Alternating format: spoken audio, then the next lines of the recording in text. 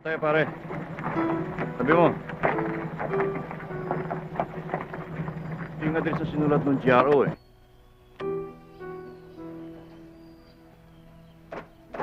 Taxi! Taxi!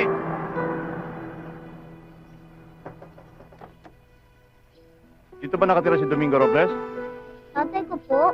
Pwede ba siyang makausap? Ayun po. Kaalis lang po.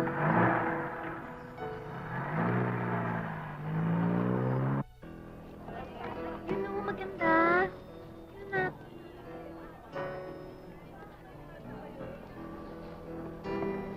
Okay, narito na kami. We're tailing the subject. Yun din o.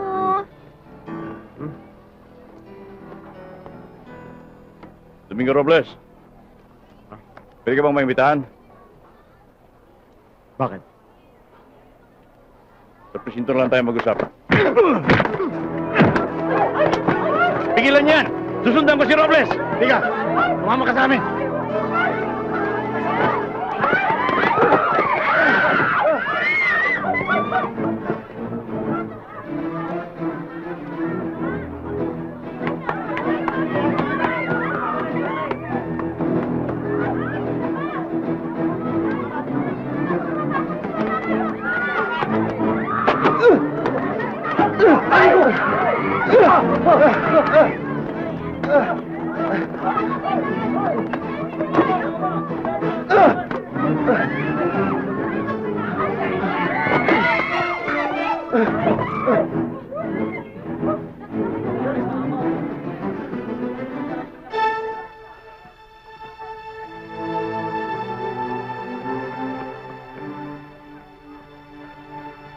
Nasaan na? Wala, sir eh.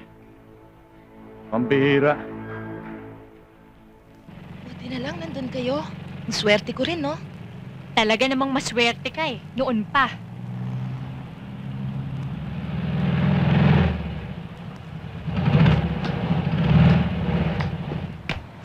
Malas naman, oh. Oh. Buti nga sa'yo. Natawag na lang kaya ako sa bahay. Wag na, wag na. Konting tulak lang to. Sige na, Ronnie, tulungan na natin siya. Oh, Ronnie, dito ka. Hindi ako marunong mag-drive. Ganito, ilagay mo sa primera, i-release mo yung clutch, tapakan mo yung gasolina. Hindi ko alam yan. Bahala na. Sige na, Ronnie, kaya mo naman yan eh. Sige na. Bilis! O yung pinto.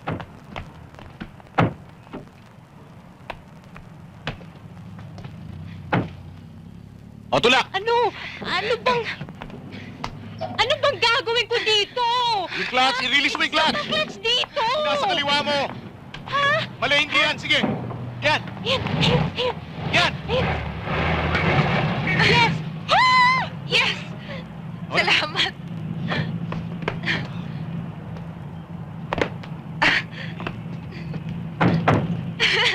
Tara. Let's go.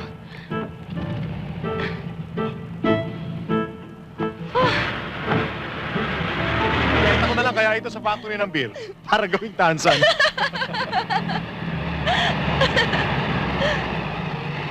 Ang daddy ko.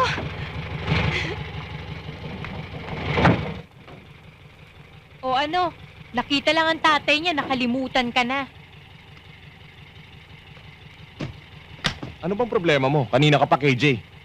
Huwag nga akong tanungin mo at ikaw ang may diferensya. Kanina lang nakita mo si TJ kasama si Laura, nagalit ka. Nakasama mo lang magtulak, masaya ka na. Alam mo, okay siya. Ano ka ba, Dodi? Gumising ka nga. Tingnan mo yung bahay nila, palasyo. So? Ayoko sanang sabihin sa ito eh. Pero sabi sa akin ni Laura, isa yan sa mga dahilan kung bakit ayaw niya sa'yo. Dahil hindi mo raw kayang ibigay yung buhay na binibigay ng daddy niya sa mami niya.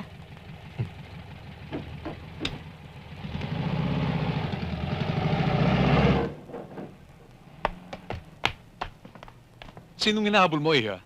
Mga kaibigan ko. Kilala ko ba sila? Hindi ko alam. Kasi, Dad, palagi kang wala sa bahay.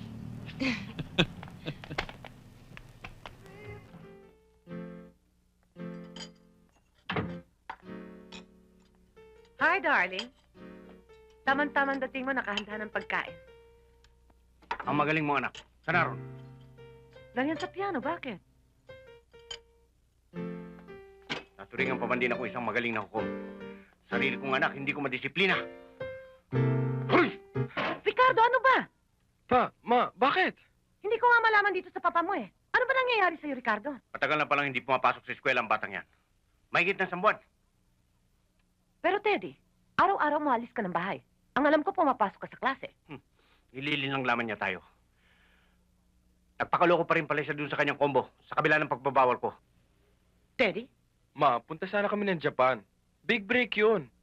Kaya pinagandaan namin ng gusto. Kahit na mag-drop out ka sa eskwela. Oy, Tudolfo. Huwag mong sabihin sa akin matigas na ang iyong gulugod. Kung hindi ka madisiplina sa salita, bibigay ko sa iyo ng disiplina para sa isang sutil. Ricardo, tama na. Kanya hindi ko madisiplina ang batang yan. Lagi kang nakasangga. Eh bakit naman hindi mo kausapin na mahusay? Anong kausap? Hindi natatanggap ng salita yan. Masyado nang mataas ang sungay. Ang alam ko may sungay pa. Kalabaw. Ganun na ba ako kahayop? Hindi ba sinusug mo na ako? Sinusunod ko lang naman ang gusto ko pa. Musika talaga ang hilig ko. Anong mapapala mo sa musika? Pahihirapin ka lamang yan. Abogado ang pangarap ko para sa iyo. Ako ang dapat mangarap para sa sarili ko. You're my son. It's my life. Iisa kitang anak. Susunod ka sa mga yapak ko. Iisa ang buhay ko. Susundin ko hilig ko. Wag! Ricardo, Sige wag! pa. Tuloy mo. Pigain mo man ako. Hindi mo mapipiga ang musika sa buhay ko. Sige. Iampas mo. Para lang naman kumpas yan eh. Kumpas ng konduktor ng orkestra. Musika pa rin ang maririnig ko.